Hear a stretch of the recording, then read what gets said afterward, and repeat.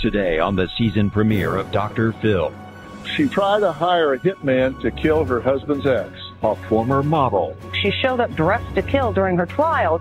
Was the thinking, I'm too pretty to go to jail? A murder plot. I remember her words like it was yesterday, but she said she wished she could kill her and get away with it. That is a bold-faced lie. The secret recordings. If we want to go all the way, then I want it to look like an accident. Yeah. I would be like the first suspect. Now, in a Dr. Phil exclusive. How did you go from being friends with Tara to her wanting you dead?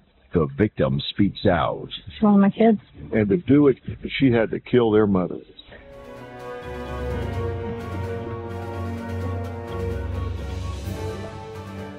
It's a story that made national headlines featuring a beautiful former model with a sinister plot. Tara Lambert says she wanted her husband's ex-girlfriend gone.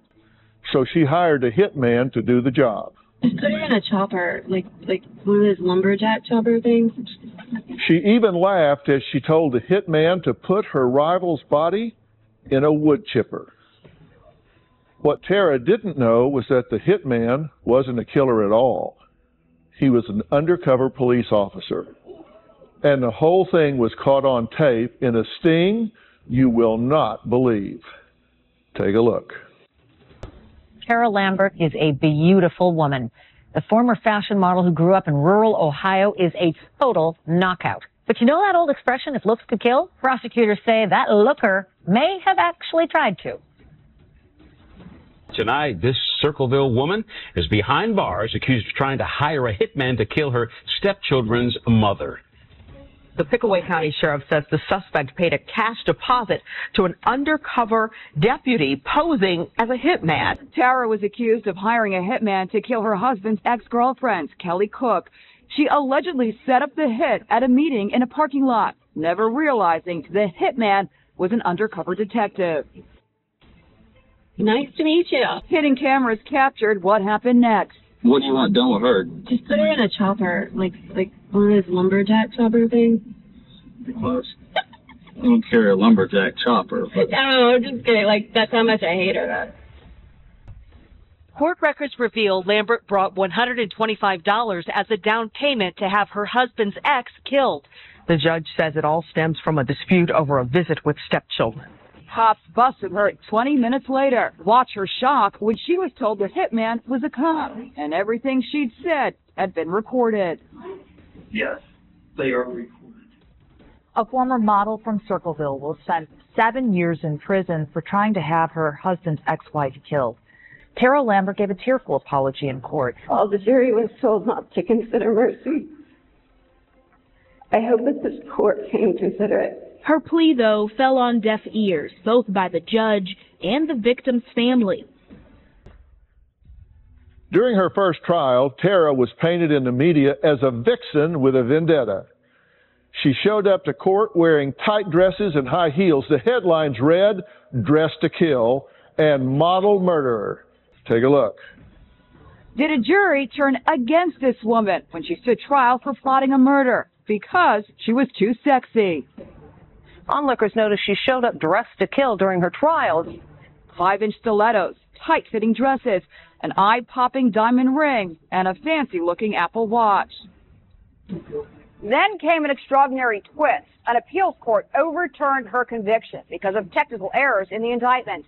Tara Lambert was set free, and it will be many months before she can be retried. Instead of facing a second trial, Tara pled guilty to conspiracy to commit aggravated murder. She was sentenced to 5 years, but the question remains, why did she want her husband Brandon's ex-girlfriend Kelly dead? Who is the real Tara Lambert? Is she a cold-blooded femme fatale, or was she set up by an old friend? Today, in an exclusive interview, Tara is speaking out for the first time since her sentencing, just 48 hours before she had to turn herself into prison. We'll also hear from Kelly and the woman who Tara asked to set up the hit later. Here's Tara's story. Did you want your best friend Kelly Cook dead? No. No, I did not. Tell me how this all started. You were married at the time this all happened, right? Yes, to Brandon Lambert. Okay. You had children. He had 2 girls with Kelly, so Right. I had 2 stepdaughters. Your relationship with Kelly, initially, you were really good friends. Very. When Brandon and I first started dating, it's kind of like the 2 girls that Right. you're not supposed to like each other kind of thing. But we became close, yes. I even was present for the births of her last 2 children. But we did have to hide our friendship a lot from Brandon. So the woman that you've done time for conspiring to have murdered, you were actually in the delivery room when her children were born. You were that close to her. Yes. She actually told the hospital staff that I was her sister so that I could be in there. That's a long way to fall. Absolutely. From being in the delivery room to wanting to have her killed. Yes. You were her best friend. Yes, we were very, very close. Would you consider her one of your best friends at the time? At the time. At the time, best Yeah. friends, still not best friends. No, I mean, Well, we didn't do everything together, but we did. We told each other a lot of stuff. Yeah. So she was a confidant. You talked to her, she talked to you. Did it bother you that she was attractive, that she was a model, that she was all of this? Was that difficult to deal with? No, she wasn't a model. What was she if she wasn't a model? No, I know she's had pictures taken. So have I. I'm not a model. I don't know if she tried too hard or whatever, but sometimes like she would show up at events with the kids and inappropriate dresses. Yeah. So that made her unattractive to me.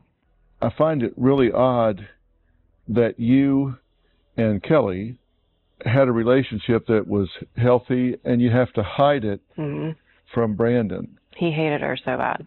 Why did he hate her so badly? Because she took him for child support.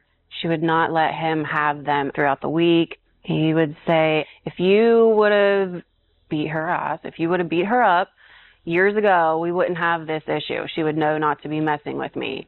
So if you had beat her ass, she wouldn't be messing around like this. She wouldn't be pissing him off. Then why isn't he conspiring to have her murdered instead of you? How did it wind up you instead of him? I was tired of hearing about it. He was always blaming me for her taking him to court. So you and Kelly are sharing the children, your positive influences in their life. He and Kelly are having confrontation, but when did it turn to you and Kelly having problems? Brandon and his mom had a major falling out. His mother decided to go see Kelly so that she could see the girls and got Kelly very upset. And Kelly texted Brandon that she never wanted to talk to me again and that if he needed to talk to the girls that he now needed to go through her. So this all led to new legal issues. So you feel like she turned on you first? Yes. She betrayed you? Yes, without asking me or telling me about this conversation with Brandon's mother. Did you call Kelly and say, well, hey, wait, this isn't right? I tried to talk to her, and then she tried to file for harassment. From you? Yes. She says that Brandon absolutely hated you. Oh. Absolutely hated you. Is that true? I would say he did, because I probably absolutely hated him from the stuff that she told me he said, just like she told him stuff I said that neither one of us said. So you think both of you got played? Oh, yeah, she's On both ends. Yeah, I mean, she manipulated us. you did have problems because you split up, but Right. you think she threw gas on the fire Oh, yeah, and kept things inflamed definitely. and would tell you things about him or things that he had said or done, and you think she was telling him things Right, that wasn't true. that she was making up about you and things that you were doing. Correct. Okay. I guess the big question in my mind, and I guess the mind of a lot of people, is how did you go from being best friends with Tara to her wanting you dead? Coming up. Your husband, he's staying at arm's length from this. He doesn't want to know the details. That's what prompted him to say, I don't even want to know the details. just take care of this bitch. And later. Bottom line is, if we're only going to hurt her, then I want her to be hurt, like, more permanent. You know what I mean? Yeah. Like, disabled. When you say disabled, what do you mean?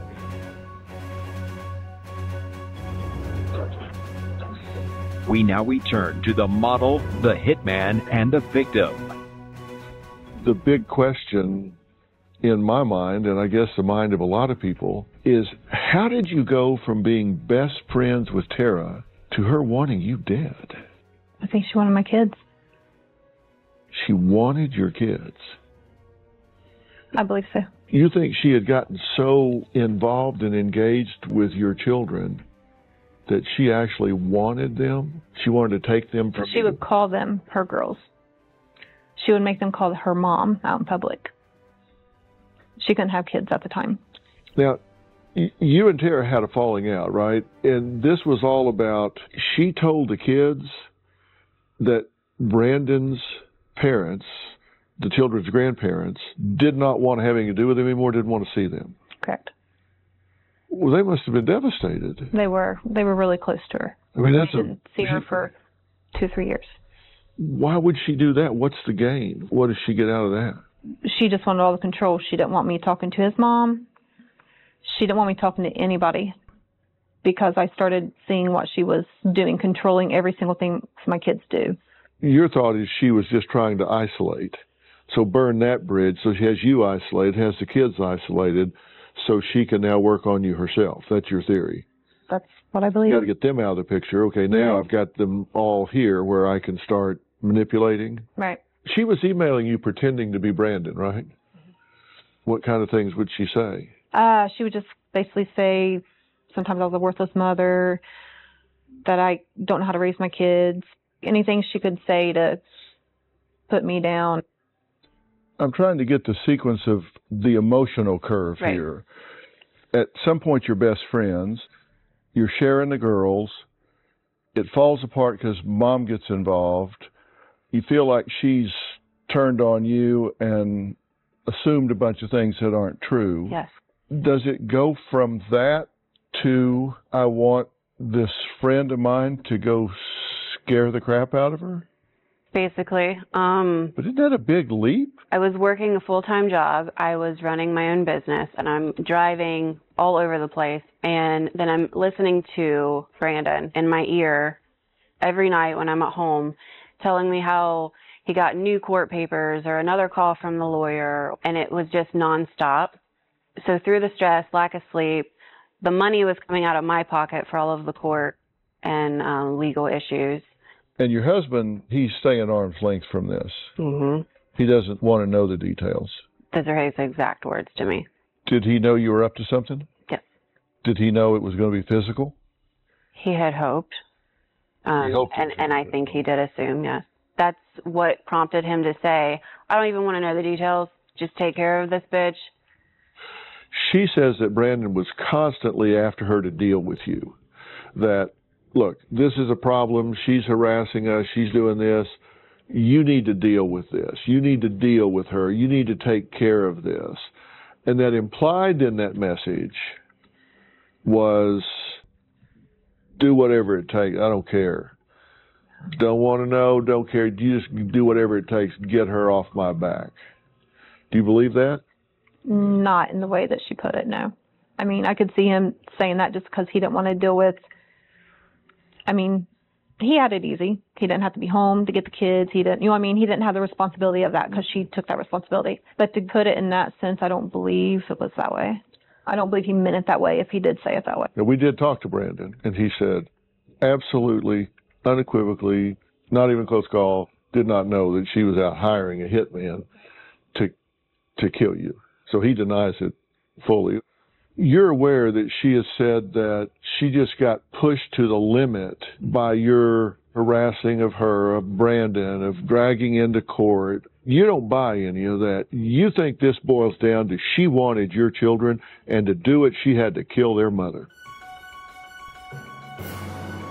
We reached out to Tara's ex-husband, Brandon Lambert. He denies that he knew anything about Tara's murder for hire plot. and adamantly denies he ever asked Tara to have Kelly beaten up or threatened. Coming up, the high school friend that Tara called to arrange the hit speaks out. When Kelly picked up the phone, I told her if she didn't leave Tara alone, I was going to curb stomp her face. We now return to the model, the hitman, and the victim. Tara was no fan of her new husband's old wife, and for whatever reason, she wanted her out of the picture. They laid out the case against her. In search of a hitman, Tara looked up a long-lost friend, but that long-lost friend was more long-lost than friend. At one point, you contacted this friend from high school, right? I contacted my friend Linda, and I told her that I was having these issues. These people were driving by my house at this point, like honking, throwing stuff in my yard. I believed that it was Kelly, and she was the one that approached Jenny about this. So you talked to your friend Linda. Linda. Why Jenny? Was she like some kind of badass Yeah. in high school? Yeah, she's pretty rough. The woman behind that threatening phone call is here. You know her now. You know now who she is. She is the one who eventually set Tara up by going to the police. If it were not for her, you might not be sitting here with me today. So I'd like to add her to this conversation. Is that okay with you? Yeah. Okay. Well, let's bring Jenny in, please. Jenny, Dr. Phil, how are you? Have a seat.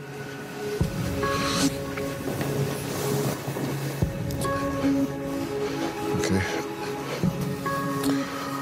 You got a call from Linda. Yeah. Did you know Tara? Yeah, we went to school together. Were you surprised when she popped up out of the blue here and was reaching out to you? Oh, yeah. Yeah. But why you? At the time, I guess she knew that I would make the prank call for her. Did you have a reputation in high school of being a badass? Fighting. Yes, I did. You were a fighter? Yeah. I actually got into a fist fight one time over Tara. Over Tara? Yeah. But this was like, I want to say 1999, 2000. Uh-huh. Yeah. What was it about? She claimed somebody was messing with her and harassing her and asked if I would confront this person for her. And I agreed to. You know, I confronted them, like, leave her alone, and the girl actually became confrontational with me, and we ended up getting into a fist fight. Okay. So you weren't big friends. No. But yet she came to you as her champion in high school and used you as muscle. Well, I wasn't the only one. You know, she tried to recruit anyone she could to do it for her, but I was just the immature one at the time that let her manipulate me into doing it. Were you tough? Yes. Did you win your fights? Never lost one. That girl leave her alone after that? Yes. So she was 1-0 yes. in using you, okay? So when she asked you to make this phone call, and you call it a prank call, police could call it a terroristic threat. Yeah. But you made the call, and you said some pretty horrific things, right? Yes, I did. What did you say? I know when Kelly picked up the phone, I just immediately started yelling at her. Told her that if she didn't stop, that she was going to have problems, and that I was gonna find her and fight her, and if she didn't leave Tara alone, I was going to curb stomp her face. I actually told her she wouldn't walk away. She would be in the hospital with a feeding tube. And her kids wouldn't be able to recognize her? Yes. Okay. Now that was in 2015. That's 16 years later, and she still is able to get you to call somebody and threaten their health, safety, and well-being. Yeah. Did she offer you money? No. No. When I talked to her after the fact, you know, because I told her, I said, you realize I'm not going to touch this woman, right? And she's like, yeah, you know, it's just a prank phone call. Like, I just want her, you know, to stop messing with me, and maybe if she gets some calls like that, she'll leave me alone. Uh-huh. So. Did you think at all about, you know, I'm calling somebody's mother and threatening her? Coming up, Right before we hung up the phone, I remember her words like it was yesterday, but she said that she wished that she could kill Kelly and just legally get away with it. Closed captioning provided by... We now return to the model, the hitman, and the victim. Jenny was proud to tell me what she said to Kelly on the phone. Which was? You need to leave Tara and Brandon alone. You've taken things too far. You don't want to mess with me. And if you don't stop, something about feeding her to hogs, breaking her legs. So she calls you and tells you, regales you with the tales of what she said to her. She's very excited. What did she say Kelly said? She said that she was trembling in her voice, asked who it was, and then hung up. And then immediately there was a police report about it. So they immediately called the police. Yes. Did you think at all about, I'm calling somebody's mother and threatening her?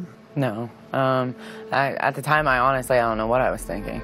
But why you? I guess at the time, I guess she knew that I would make the prank call for her, I guess. You did receive a threatening phone call. I did. Did you take it seriously? Yeah, definitely did. You thought this is real. I mean, she's actually gotten somebody that is threatening me and they could follow through on this. Right. That Tara is capable of getting someone to actually physically assault me. Correct. So what did you do? I went and picked a friend of mine up, and we went straight down to the sheriff department to file a police report. So you went straight to the law I and did, said, and called my attorney and here's filled what her in happened. also. Were you scared? At first I was pissed. Right. But yeah, after I hung up the phone I was. Because she said she was out at my house watching me the night before, and I actually told my husband that I thought someone was outside. So then the next day I got that phone call and she said, so yeah, I was scared. Okay. So after you got the call, you piece all this together, you think, good grief, I mean, somebody really is maybe stalking me here. Who told her the nature of what the phone contact needed to be? Me, You. yes. You said, I want to intimidate her. Yes, I want to scare her. I'm tired of going to court, tired of hearing my husband's mouth. It's got to stop. Well, you said more than stop. Did you tell her to threaten her? I just said whatever needs to be said to make her leave us alone. So they immediately called the police. Yes. Said, we've been threatened. So now Jenny finds out that she's not intimidated, that she called the police and that she's reported it. Jenny is pretty graphic about how she was going to leave her, right? What'd she say? She was going to break bones, legs specifically, and make her wish that she was dead. I think she said she was going to beat her so bad her children wouldn't recognize her. Yes, that was a She'd be comment. on a feeding tube in a hospital. She said that during her phone call, yes. I believe I called her back and told her, hey, I just got off the phone with Kelly, and she was asking me, laughing, like, was she scared? What did she say? Right before we hung up the phone, I remember her words like it was yesterday, because I remember thinking how stupid it sounded. But she said that she wished that she could kill Kelly and just legally get away with it. Coming up. That first text that I sent her read, do you know anyone hard up for cash that can take care of our problem? Define take care of. I wanted someone to beat her up. I wanted her to see that it wasn't a joke. Closed captioning provided by...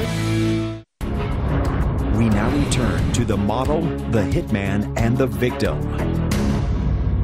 Jenny testified that you said, and I quote, if I could get away with it, I'd murder that woman. She said that on the stand, and I immediately told my then attorney that I could prove that there was no phone calls